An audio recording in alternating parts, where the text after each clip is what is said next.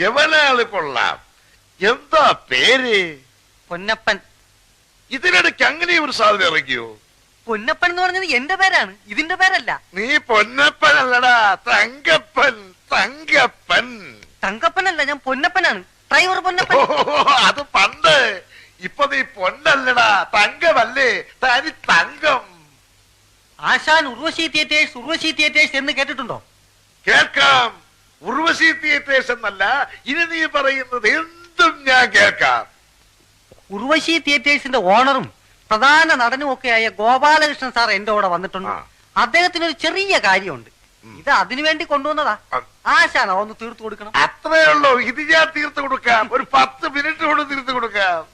അയ്യോ, ഇത് തീർക്കുന്ന കാര്യമല്ല പറഞ്ഞത്, തീർക്കേണ്ട